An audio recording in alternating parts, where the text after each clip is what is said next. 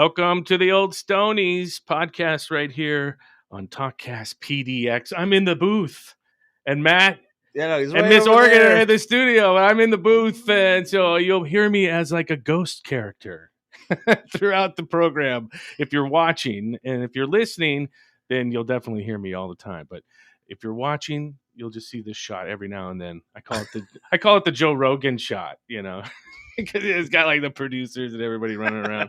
But welcome to the show. This is episode 17, season 3, and we are on talkcastpdx.com, and we are streaming on YouTube, Twitter, Twitch, and Facebook Live right now. And you can listen to us wherever you get your podcasts, whether it be Spotify, Apple, wherever. But we prefer you to go to talkcastpdx.com. Matt, how are you? I'm doing good. I'm a little tired. I was up on the mountain yesterday. Boo-hoo. Slishing it around. So we had a good time. I was up there by myself almost. It was awesome. So Yeah. I had it. You noticed something about me today? No. I have no cane. No anything. I can do some squats and some knee bends. Miss Organ's looking at me like he's some crazy weirdo.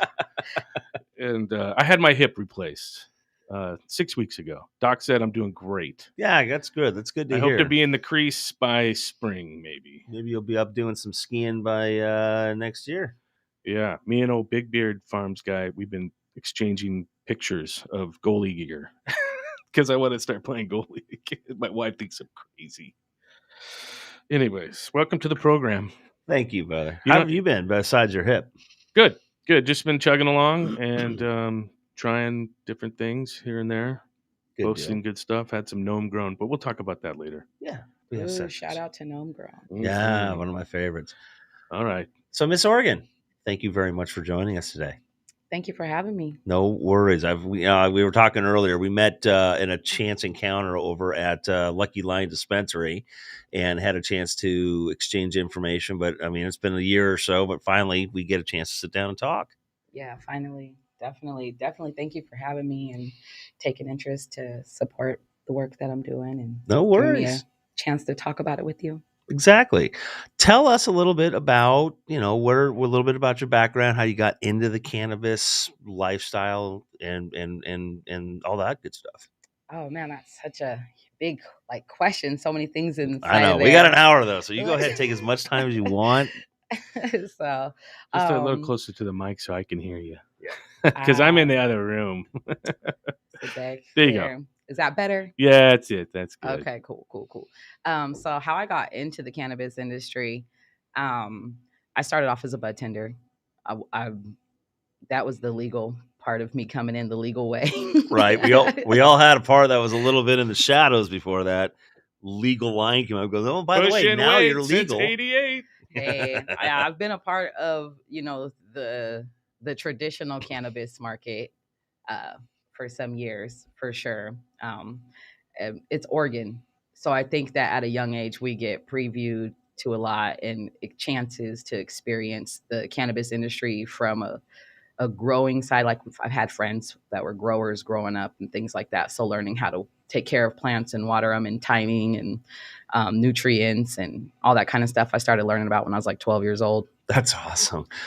Since the 80s, this has been Oregon's number one cash crop. I mean, wheat, barley, no, it's always been cannabis. So, yeah, if you grew up around in Oregon, you were just steeped in it, basically. Yeah, we get free weed for watering plants. Yeah. The kids start trimming up the leaves or yeah. We didn't have nothing to smoke it out of, though. I was definitely a can. I was going to say and do a lot of the tin cans didn't quite make it into the recycling area of the Portland recycling jobs. But so 2016 rolls around. Well, we get a medical back in the 90s, but then 2016 rolls around and we're legalized, and now you can go ahead and you can take all this knowledge that you've acquired over your lifetime and actually use it for something. Yeah, I know the industry here got officially legal in 2015. Yep. 2016 is when I actually came in and joined and started doing bud tending work. And when I would always go to lots of parties. I've always had a lot of friends, and when I would go to parties, I would notice I'd be like the only person of color there. And so as things progressed and I realized that people of color weren't really invited to be a part of the industry. And before people would go to certain parties or events, they'd be like, well, I want to come. I want someone to come, but I don't know if they would get along with my friends. They're like worried, like, I don't know if my friends would like you. People would say stuff like, oh man, I want you to come, but my people are kind of bougie, or something like that. And it's like, oh, okay. Like after a while, I was just like, don't worry about it. And I just started creating my own events. Right. And taking thorough action into helping connect the brands that actually want to be more diverse to people who are looking at coming into the industry. And there are in California, Washington, and with Oregon, there are events that go on like that, but they're put on by basically individuals like you. There's not a lot of people that are doing event planning for cannabis and doing activism for cannabis. There's a lot of people that try to say, oh, like through Instagram or small stuff like this, but you're actually about getting spaces put together and getting people together. Yeah, bring the people to the brands for sure. And then also I have a focus on bringing music artists into the cannabis industry and teaching them how to brand themselves as well, and teaching them how to get sponsorships from cannabis brands so we can get cannabis brands into music videos and get their brand exposure. So it kind of goes hand in hand. And that's an event I do called Meet the Plug. And it's a chance for people to meet my plugs in cannabis and the music industry that are serious about plugging themselves in. That's awesome. When you're talking with clients in the cannabis industry and stuff, when you're guiding them, because you kind of guide them right through the social media process, what platforms are you helping them push the most? I mean, what seems to help cannabis the most? Is it, you hear about Instagram accounts getting shut down all the time and all that bullshit. I mean, I use Twitter a lot for this show. And for the old Stonies, we're collectively getting about 5,000 listeners per episode, but sometimes it's a lot less. Sometimes it's a little more. Sometimes it's a lot less, Sometimes it takes it 3 or 4 weeks to really hit its peak. But we use Twitter a lot to push stuff. What do you find works best for cannabis? I think that the social media platforms such as Twitter, Instagram, TikTok are definitely booming right now. What I would tell people that are looking, though, to market their brands, I say use everybody else's platform. Yeah. So don't just market on your stuff. I would definitely get your audience and your friends involved and having other people post, because their audience, like, it just keeps expanding. I think the smartest thing to do is to get your brand on as many other pages as possible besides your own, and let the people do your marketing for you. Right. I always say the best way to promote your podcast is to be on other podcasts. Yeah. I mean, that's a good one. What are you looking at, Matt? I'm just looking at you, man. You don't have to look at me. You're You're checking to see if away you're from doing everything, squats. man. Let's see what you're doing. Ignore that man behind the curtain. Right. Come on. And remember to buy a shirt at budtendershirts.com. Okay, I have to get that in there. Got to plug that in there. Get that in there. So, what do you have coming up here in the future? With COVID, I'm sure things have kind of slowed down a little bit. So, have you had to pivot to other things, kind of keep yourself busy, keep that creative train going? Yeah, COVID is something else. It's a pain in Definitely. the ass. Our last convention was March 8th, 2020. It was on the actual day that the governor shut the city of Portland down. So literally we're in the red on salmon, getting ready for the event, not watching the news at all. Right. You're busy. And it was like daylight savings. So the time was switching up on us. Oh, no. And the governor was telling everybody not to go to events with more than 50 people. And I've got like hundreds of people coming. And so, of course, that event was one of the last events the city had that was large for a long time. And so when 2021 came around and it was time for us to have our next convention, what we did was a mini convention tour, NCDAC tour. And you guys can find information about the convention on Instagram at NCDAC or diversifycannabis.org is the website. But yeah, so we did a little mini tour to take the information about the convention to the East Coast. So we went to DC and we went to Atlanta and we went to Florida. And I'm pretty innovative and I don't usually have a lot of capital to work with, so I have to be creative when I'm curating things. And so we just did our own pop-ups. My daughter is my business partner, and so she flew with me. And we went to some cities and did pop-ups and played games with people, and we took products from our sponsors and handed out things. We handed out Empower Body Care lotion and stuff on the beaches of Miami, and I love that stuff, man. Yeah, and so definitely it was good. Yeah, we're giving out chocolate dope clothes. Like that's one of my that was my very first sponsor ever was Chocolate Dope. They're the first people to actually put money in my business hands to help us create the national convention. Right on. Gnome Grown was as well. Yeah, so I will forever love them. Yes, we used our own dollars, and these people trusted their dollars in my hands to create something from scratch, and so we used every penny, literally. Like, it was I bet. Definitely not profiting for me. I think a lot of people look at me and think I have a lot of money, but I literally use every penny that's given to me to do what I say I'm going to do with it. And so that's good. I'm not worried about a profit at this time. I'm looking to create something that I can sell. People know that. And they're like, why do you want to sell the convention? And I'm like, well, why do you want to make t-shirts and sell them instead of keep them? Like, well, yeah, you want to build a brand, you want to build your brand. Yeah, so I'm building it, and hopefully somebody that is cooler than me and has a budget bigger than me can blow it up, so that way more people can have access to the platform that I've created, which has to this date connected over 1,000 individuals who are looking to come into the industry. I've helped over 150 brands connect their brand to individuals and help educate people. Nice. And so I want to keep shooting those numbers up and helping as many people as I can. And if somebody has money and can help with marketing, like, those things fell out. We can reach more people. You know what I'm saying? My marketing with the $500 budget is different than a $5,000 budget. Yeah, exactly. Hey, we got a new feature on the old Stonies when we do the live show. So people can chat live with us and leave their comments, and so we can relay questions, and they can also call the program. Can you believe this stuff? The technology. I'm not making this stuff up. We can actually put our 503-744-7022. Just remember that number, 503-744-7022 if you want to call the show. I've already forgotten it. Yeah, I know. I'll flash it up on the screen. Don't worry.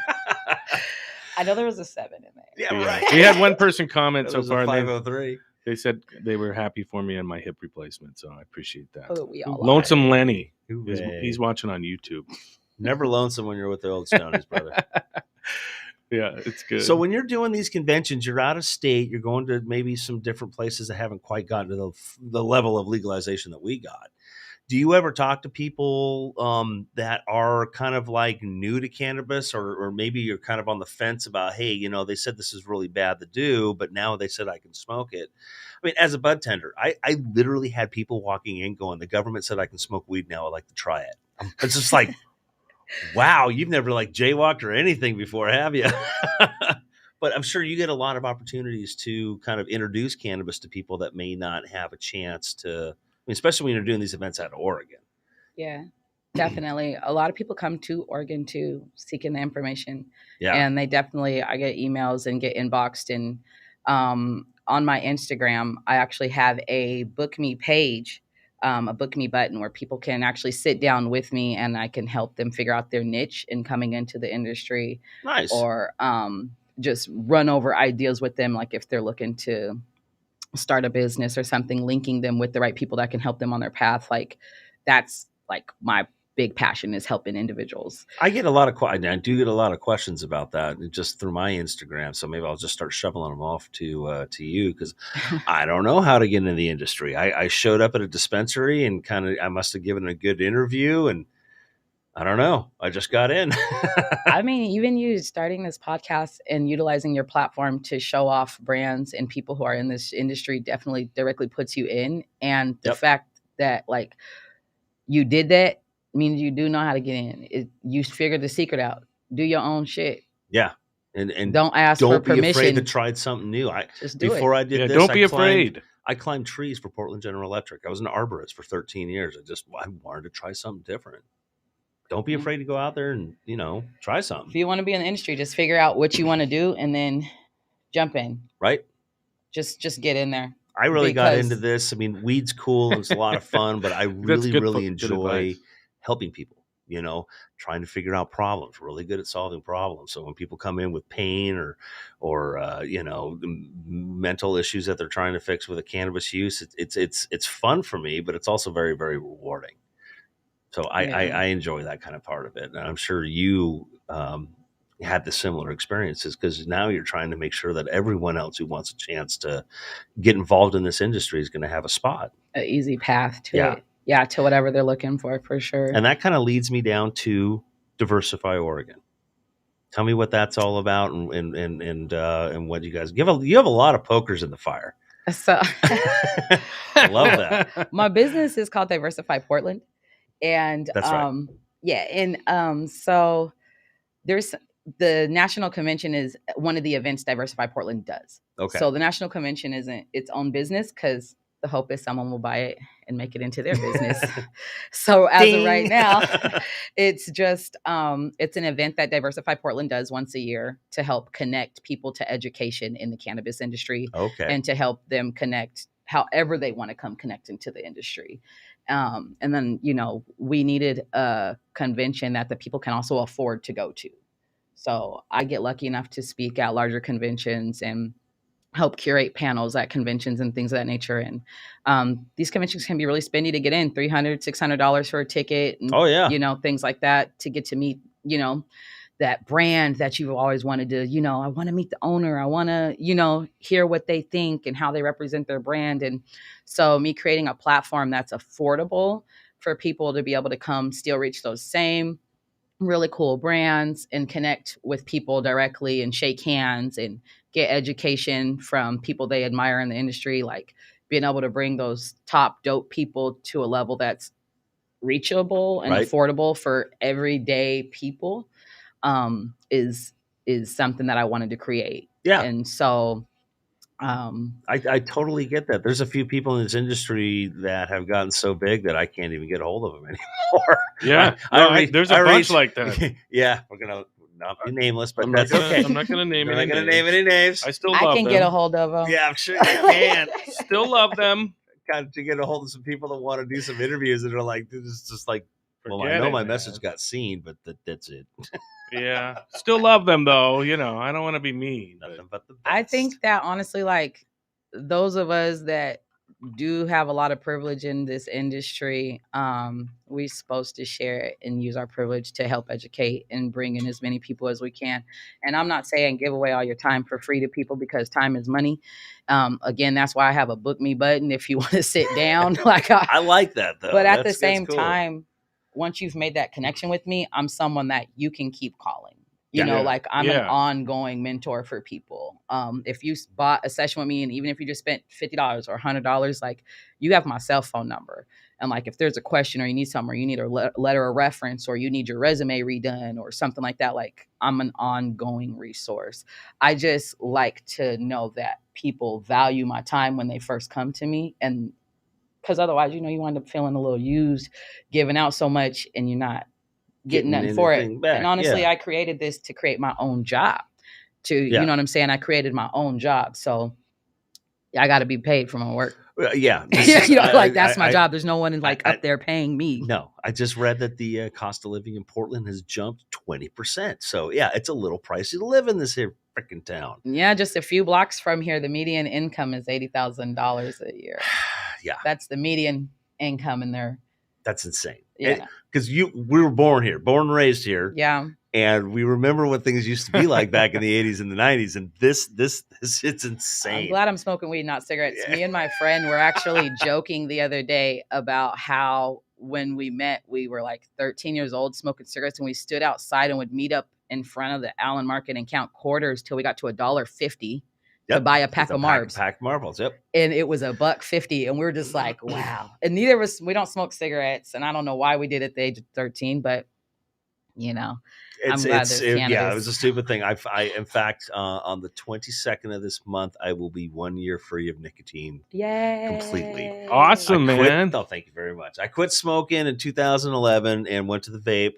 And I was on that crutch for a very long time. And then finally I was sitting here with Justin because we went out to the back to go smoke, and he looks at me and goes, Dude, I was afraid your lungs were going to come out of your damn chest. He You're goes, gonna Matt, you got to explode? stop. You got to stop smoking that vape shit. It's killing you. And I thought he was full of shit. And I thought another 6 months after that. And I'm like, you know what? Fuck, he was right. So, yeah, that'll be 1 month. See, that'll 1 teach month you. You after got to that. listen to me from now on. Okay. Every once in a while, you're All right. right. Well, people Shut can up, call get the your show. Like I said, if you're listening to the live show right now, you can call in at 503-744-7022, or you can just leave your comments and we can chat live as well. So just a little added bonus feature to the program. Why not? Power to the people. Cool. So there you go. All right. So I'm stoned and you broke my train of thought. So now you get to ask a question. I just what's your long-term plan, like in the scheme of things? What's your long-term plan? What's your goals for 2022? Do you have you set any thing up? I mean, I know with the COVID thing, challenges for like events and stuff are going to be tough still, probably. I'm not sure because I'm finding it tough to get people to come sit right where you guys are sitting. Yeah. So most, we can do Zoom podcasts. But it's fun to come to the studio. We'll still take care of people, but it's fun to come to the studio. I think. I know we pay for this shit. Well, my long-term plans, you mean for my business or in the industry? Just both. Whatever. Just whatever. We still have 30 minutes to go, so we have questions to ask. So there's the long-term plan is to help as many people as possible while I do stay in the position to help people. So I want to keep being educated myself, and as new science is discovered, I want to know about it. I want to learn as much as possible so I can be able to teach people that are under me. The long-term plan is definitely to get my children situated with running Diversify Portland in the national convention until somebody does buy it. So those are my long-term plans. As of right now, my immediate plans and goals are getting ready for the national convention. The National Cannabis Diversity Awareness Convention is August 4th and 5th. So maybe we can come broadcast live there. Yeah, that'd be fun. You absolutely could. Awesome. Pretty noisy. And we'll be there. Be ready for that. We like the ambiance. But that's some immediate goals. And then also I'm in the middle of putting together a plan to help the National Cannabis Party, which is a new legislative party. Yeah, I haven't even heard of these guys. What's that all about? Yes, so there's a Democratic Party, a Republican Party, Libertarian Party. Right. The National Cannabis Party is here now, and its co-founders are Safita Artis Mills and Redman, and they're definitely looking at helping make sure that the cannabis industry is being represented by a diverse group of peoples that do consist of those that have scientific knowledge and experience with building policies and regulations, so that way on a federal level our industry is being represented by people who know what they're doing, Right. and what they're talking about, because we can't have uneducated people making all the laws, and they are right now. We got a lot of barriers to entry that we got to chop down, so making sure that the right people are in place. And I know they're definitely looking at having Oregon be in one of the first chapters, because each state will eventually have a chapter. And so I look forward to helping them create a plan to get Oregon engaged on the federal level with the National Cannabis Party. So that is in my immediate goal lines. Is those are my priorities right now. I actually was going to be moving my convention, the NCDAC. I was going to be moving it to Atlanta, and I was going to be moving to Atlanta. And because of my relationship with the NCP, I actually will be staying in Oregon now for a couple more years, so I can help, get things started here on the ground. So I had a very big life change that I also am wrapping my head around. My children are wrapping our head around. We just had I don't know if everyone on the team even realizes that I just decided to stop where my life was going so I could be able to help support this. So it means a ton to me. That's awesome. That Oregonians are able to access the information about the NCP. And so I hope to be a good help for them. We definitely need more a higher level of education in these policy making decisions. I completely get that. You take a look at, I always make fun of Oregon for our edible laws because it's done by the pound. So you can walk out with like 23 chocolate bars or a garbage bag full of fucking gummy bears with like a million milligrams. They don't care how many milligrams you're walking out of the store with. They're worried about you breaking your back. That doesn't make any sense at all. And you got to think about who the hell was sitting in the room when this happened. I mean, seriously, liquor people. Well, the OLCC they're not educated. You know, I'm not trying to talk about them, but they're not educated. There's been a time where I had a meeting with them, and they chased me down in the parking lot and was like, wait, one more thing. So wait, you actually smoke this stuff and get high? What do you actually think about the vape cartridges? And I'm just like, well, one, terpenes change under combustion, and you guys aren't making anybody run any labs on that, and you're sending people home with vapes, and what you just bought may not be what you're smoking. Mm-hmm. And you know, like you guys should think about that. Yeah. The fact that they're still doing distillate edibles and calling it indica or sativa, that's adorable. Literally the day after that conversation, after they chased me and another gentleman out in the parking lot, they did the ban and shut down all vapes the next day. Yeah. Because we had sat and had a whole meeting with them. And after we left, one of the people, I won't name drop, but one of the people definitely called us back in the parking lot to ask our opinion about something, and it was funny because the next day they put a whole citywide ban out. That's hilarious. But to this day, there's the thing, like this. Oh, if I could just say my feelings really fast, you are more than welcome about carts. You go. We have spent a lot of money. The world has spent a lot of time and money researching cannabis before they made it legal for us. That same time and research has not been put into cartridges. Right. And taking the product, people are taking it and putting gas into it. You know, there's PHO, BHO, like there's different things going into this product and they haven't explored what happens. So even when someone makes a product, right, they make some kind of extract, they send it to the lab, and then they put it in the cart. Right. That cart, first of all, is metal. So you're when you're smoking your cartridge, there's a little piece of metal in there. You can see it. Your product is laying right on top of that metal. Yep. And we all know we're not supposed to be inhaling hot metal in the first place. That's why welders and everybody wears protective gear, like it's dangerous. Right. So we're sitting here heating up product, which it was a great product before we put it in there. Right. You ordering it off Wish and shit. Yep. You know what I'm saying? Like, yes. You know what I'm saying? You're trying to fulfill your customers' needs and throwing your sticker on it. Coming in hot. So I'm just not understanding like why everybody's okay with smoking this hot metal and inhaling it, and then also not running labs. Wicks back in the early freaking days. There's no labs being ran on the product after it's been under combustion, and then there's no expiration dates on shelf life either. And a lot of them products you get says like, don't leave your pen laying down, don't do this, don't do that to your pen. It's supposed to be like upright, like all these things, because the battery acid can spill into your cart. Oh, so there's been times where your cartridge looks like it's a little extra kick.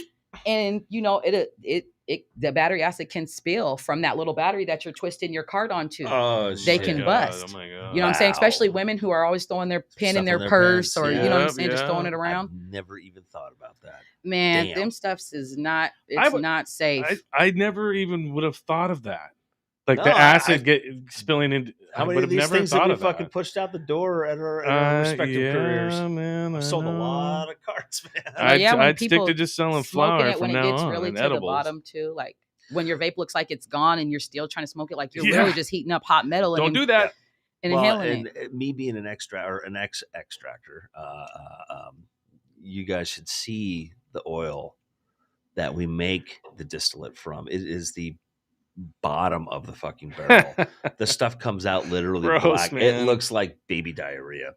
And then then we pull all the fats and the lipids and all the plant material out of it and get this nice clear golden. It looks really nice when we're done, but you never see guys like when they're doing crude. And we just call it crude oil. You never see anyone doing crude pours because no one would ever want to see that on Instagram. I never want to see that kind of stuff on the market again. I mean, that's just a terrible thing. But I think about back to the days the early days, pushing weight since '88, as Fox would say. Fox. But the fact is that can that's sitting over there, that's right by Miss Morgan's hand.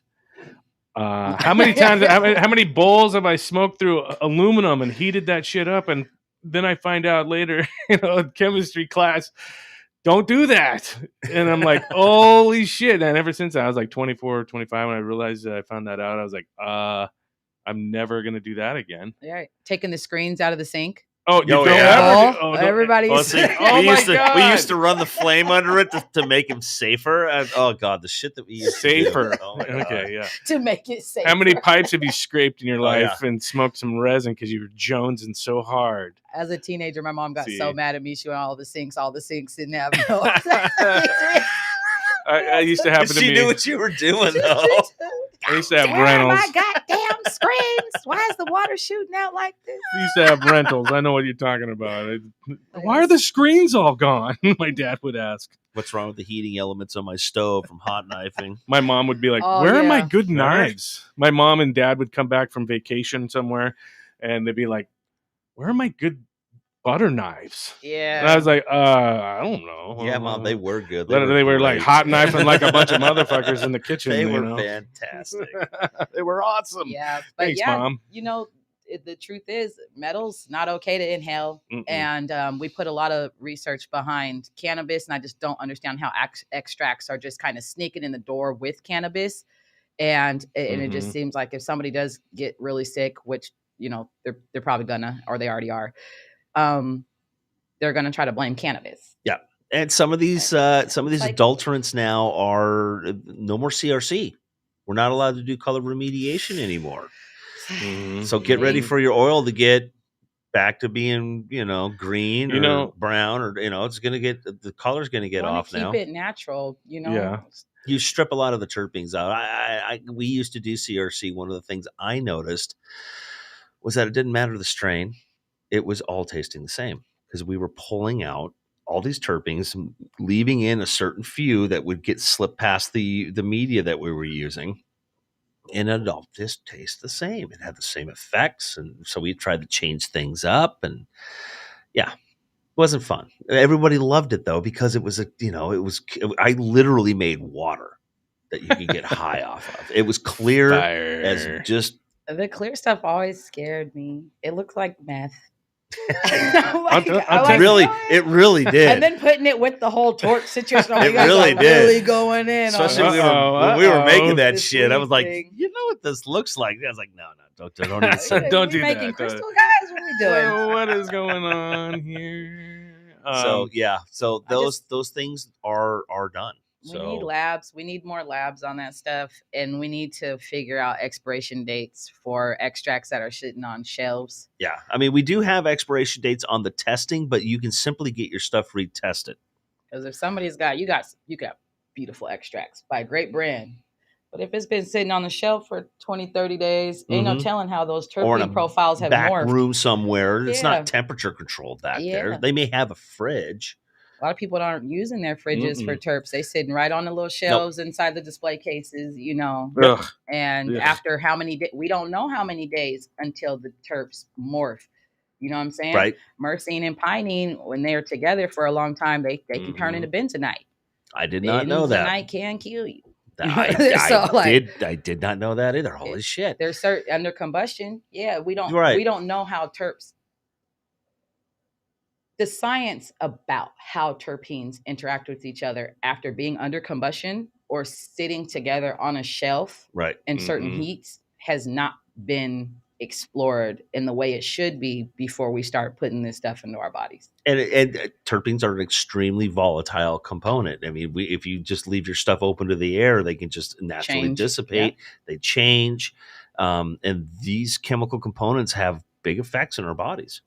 They our mood, all the way from our moods down to our appetites. Yeah, definitely. So yeah, that's something I've never even really considered it until just now about storage, how long, and like the bentonite and stuff like that. That's kind of scary. Got to think about that kind of stuff. Chemistry is real. Chemistry is real. I am such a nerd with it too. Like even when I go into a dispensary, bartenders be like, oh, do you want sativa or indica? And I'm like, what does that mean to you? Yeah. That's very, very important because the language has not been solidified on. Yeah. Basically, everything these days is pretty much a hybrid, anyways. Unless we're dealing with like a land race, like a Durban poison, that goddamn stuff, that is a sativa. Everything else is like, well, it's a sativa leaning hybrid, or it's an indica leaning hybrid, or it's a 50-50 hybrid. Yeah. Everything's been bastardized all the way down through the lineages, where even from my starting point 2016, almost 90% of the strains that we started with are completely gone. They're gone, or they've just been crossed, and you know, or someone's just slapping another name on it. Pretty much. That's what they do now. I've noticed that a lot. A lot of name changing going on. But I really look forward to the day where terpenes are put at the forefront of purchases, because as of right now, asking people, do they want sativa or indica? It's it's definitely carrying on the stereotype that all sativas are one way and all indicas are one way, when actually, you know, if there's someone who's, I don't like sativas because it makes me paranoid. It's, you know, we have the science now to pinpoint that it's probably the pinene making you paranoid. So if I can find you a sativa that doesn't have pinene in there, and exactly, then I can help you with a different experience. So I'm the same way. Certain cultivars, you know, he doesn't like the Durban. Cultivars like Durban kind of mess me up a little bit. But like if I stick to, you know, more laid back sativa, you know, as I look, you know, for different cultivars that in the past that have, you know, satisfied that little niche. Definitely sour diesel for me. You don't want to have somebody who hates feelings. Oh, well, someone comes in, right, and says, oh, I get paranoid from sativas. I don't want it. And so they're like, well, let me get you an indica, right? And then they give you an indica that's got a shit ton of pinene in it. Yeah. You're still just like getting a headache. And now you're tired and paranoid. Right. You know what I'm saying?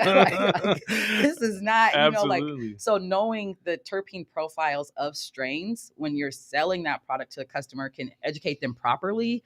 So we're not miseducating people, because even like we're talking about with edibles, and extracts, they just throw everything in there, right? Right. So when someone goes, oh, I want an edible, but I want a sativa edible, or I want an indica edible, you don't know the terpene profiles at all, because it's probably just a bunch of scrap weed that they use to make the butter or oil, and you're getting an array of terpenes that, you know, they may not have put the labs on there to identify, so your bud tender can't even tell you. There are a few strain specific butter infused LB's edibles is one thing that always comes to mind for me. They use primo weed, doghouse weeds, and we know exactly the strains that are in there. But me as an extractor, I think White Label's good with putting their terps on the back. White Label's extremely good at as that. well too.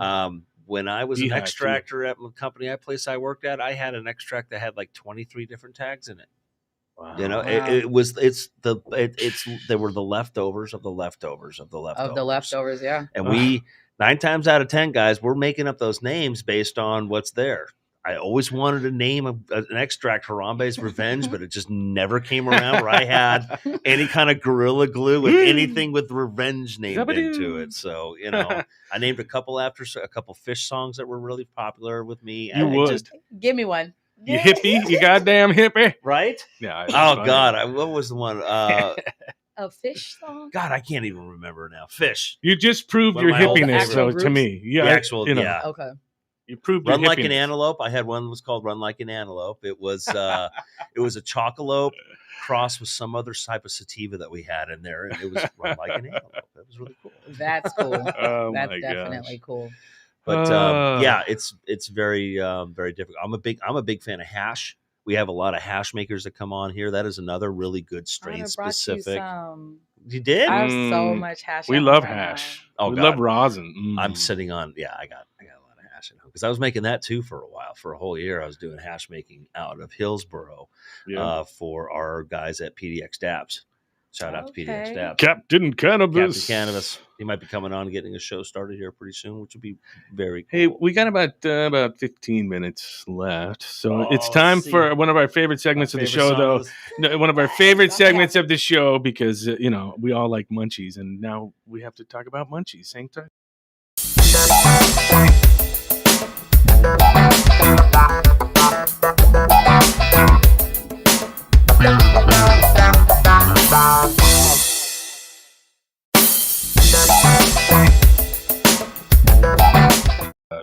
Munchies of the week. Those look good.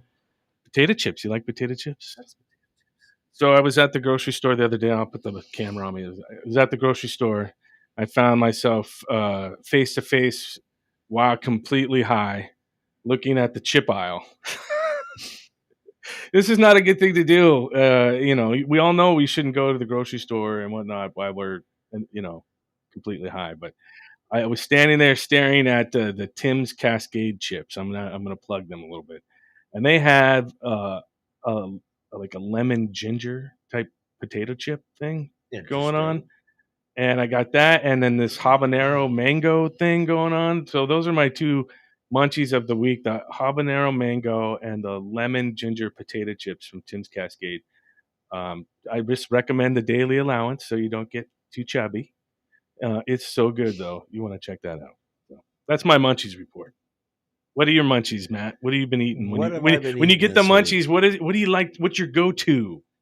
My go-to would have to be, my wife has been in baking mode lately. Ooh. So homemade ginger snaps. Oh my God. Have been like, oh my God, I've been dying. You should be like 20 pounds heavier right now. I should be, but I'm working my ass off at work. So yeah, I've lost 20 pounds. Thank you very much. Oh, I'm sorry. But yeah, home baked goods. I'm trying to get away from eating all that crap. It's been a big difference, man. Cutting out the nicotine, cutting out the sugar. Yeah, but I still have to have some sweets every once in a while. I'm I get with a little you. grumpy if I don't get a little. We had a hot buttered rum chocolate bar last night. It was amazing. God. We split. I was pretty happy about that. Oh my God! I need some of that. I like to have a little ice cream. What about you, Miss Oregon? What do you like to? What's your go-to like munchie? Just like candies and things like that. You don't have to like get too deep.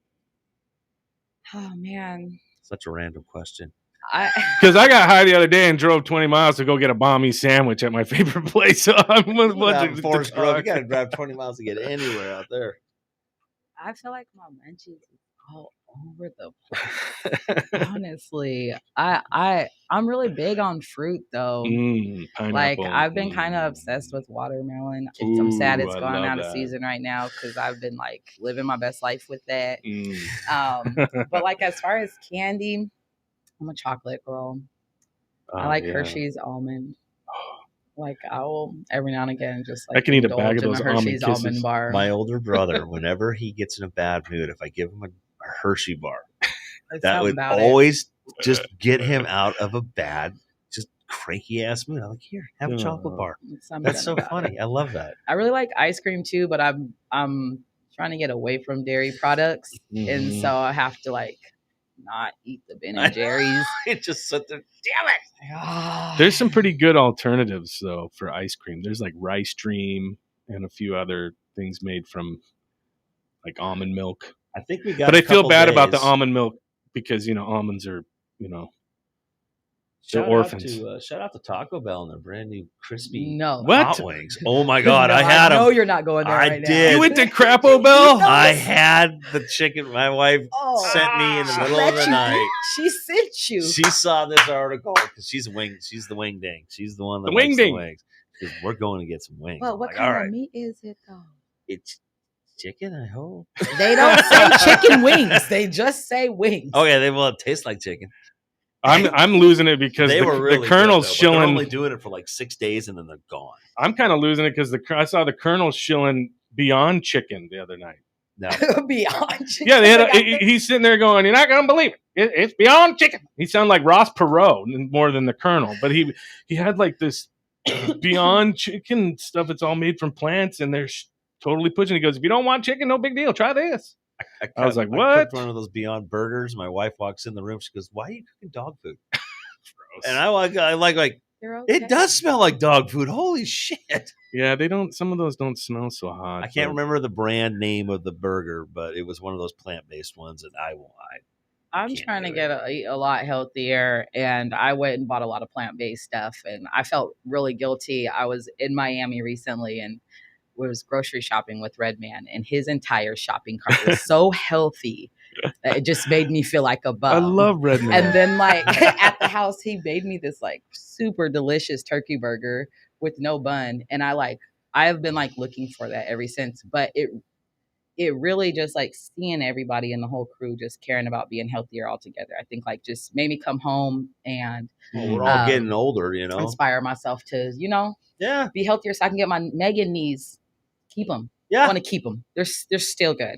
I want to keep my knees. I want to keep on skiing. I want to keep my hips. I want to keep all that shit. Yeah, man. Let me tell you, it's no fun when your body gives out. Bionic man over here. When your body gives out, finally, it is just not a fun thing. You know, I was waddling, you know, for like a whole year and a half, you know, because one, you know, they were both bad. Now one side's fixed and the other side's still bad, but it's not as feels better. I almost had to carry him up the stairs to get him to the studio. That's not okay. It was not good. You should have carried him to Hotbox. There you go. Let's see. We still got about 10 minutes. So, you know, guess what? Time for another fun segment. Are you ready? This is, remember, what are you smoking or ingesting?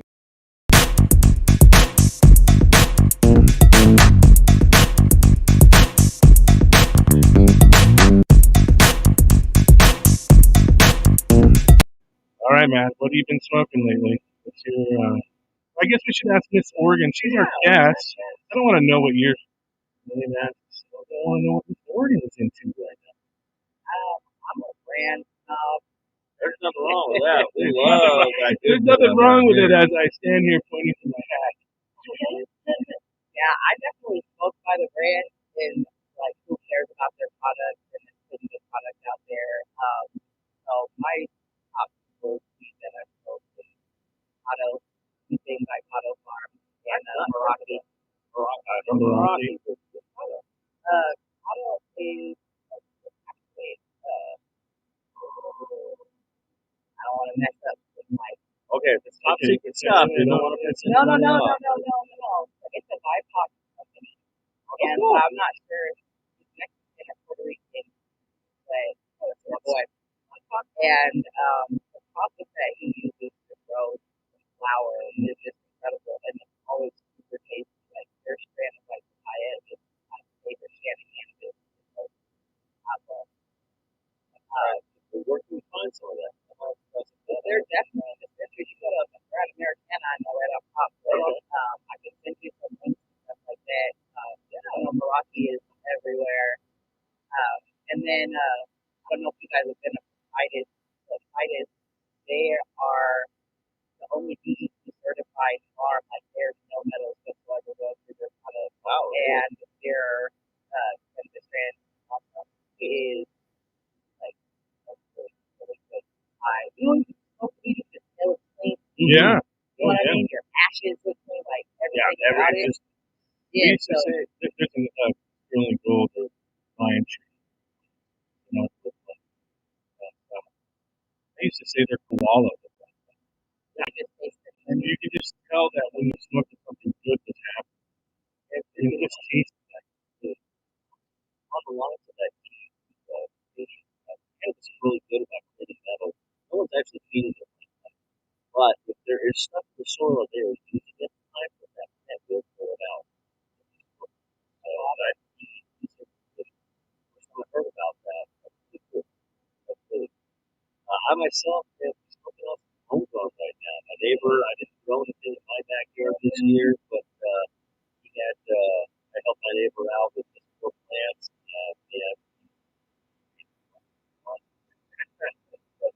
So I've been on that. I remember what the rate is, and I think let's just get together with really high rate of carbon. Like he's laying things in front of me, and I'm like, keep going. He goes, oh yeah, we were trimming that plant for about an hour and a half. And I'm like, all right, it's all good now. So what's your favorite strain? My favorite strain, hands down, I knew I liked you, Miss Oregon. It's just so resilient. Yeah. And the way it makes you feel. It's coming out. The way it makes you feel. That would make it feel. Yeah, that's specifically so fresh farms just with a lot of stuff. I try others that I haven't seen anything you know, your genetics. I love Dr. Luke. And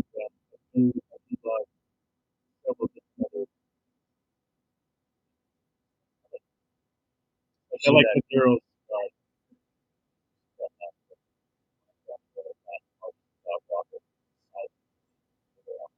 Yeah, it looks pretty fat from the other one. It's grower out of photo storage. Good mark. That ocean.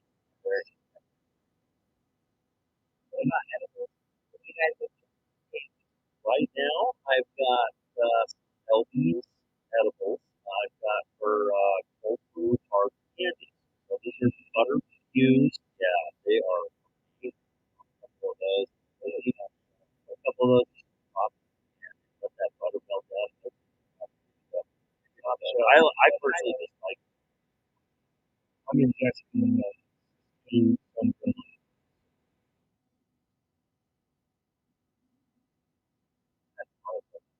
50 to 80 minutes.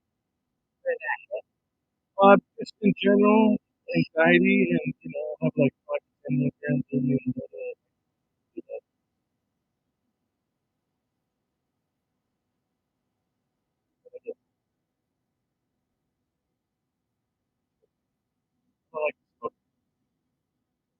I tell you, concentrate like when you start concentrating there and putting it on metal or whatnot. I use the Apex tail.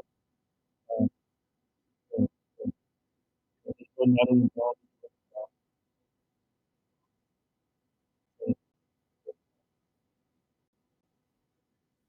Never goes over 500. But it won't go over.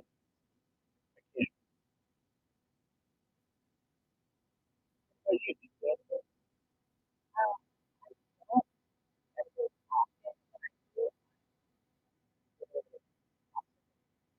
Those are so good. Those are awesome. It's tasty and they're it's been a while.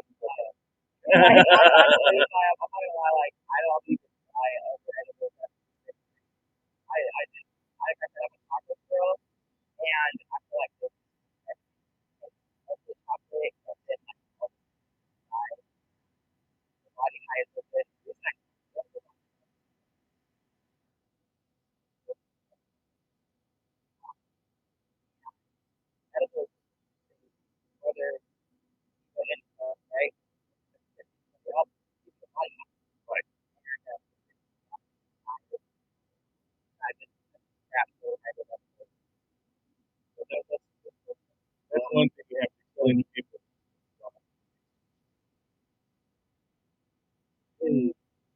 Body eye, a little different. Wow.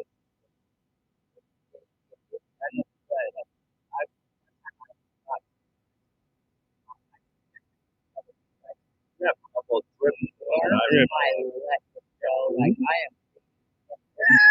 The edibles, they try to tell you like pinch, this is 5 kilograms. Right. Take this one bite of the I was chocolate. gonna do one square I'm eating chocolate. 5. Let's chocolate. I buy a bag of gummies. I'll eat the gummies. Nom. Milligrams. Now you It get doesn't matter. box. Eat it all. And with ice cream, it's like, how do you know? People go across ice cream. It's like, how do you know to stop it? Fight. And I got really sick.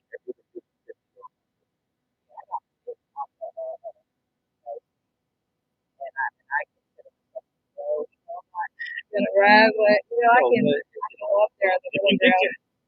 I was literally driving.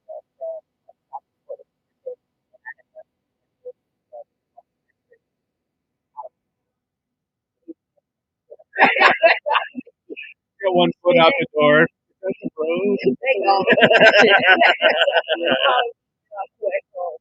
And or all the way to be with her.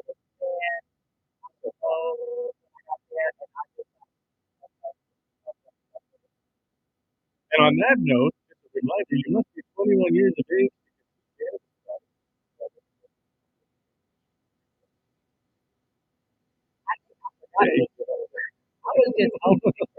Yeah, that's it, right? It's hard to tell sometimes. Those little sticker. I'm not gonna be high out ice cream. But we're almost out of time. Where can everybody find you? Flashing up your Instagram stuff.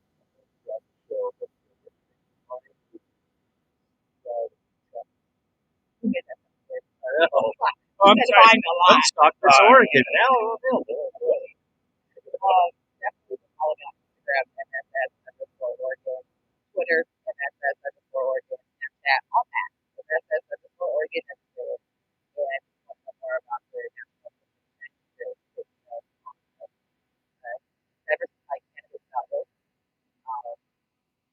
All of the and also podcasts of It's diversified.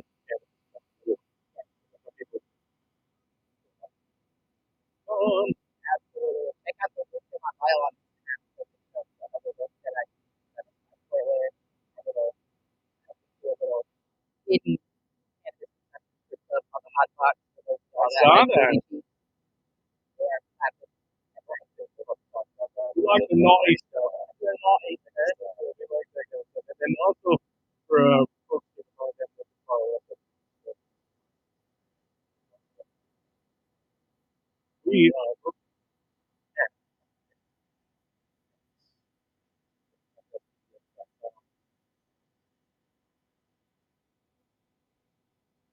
doing episode 17. Oh, almost. We're on Aftermath on FM. Oh, we love those guys.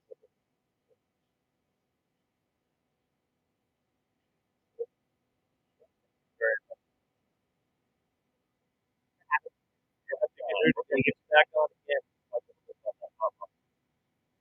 Hot girls on here. That's what I'm saying. You should do your own podcast.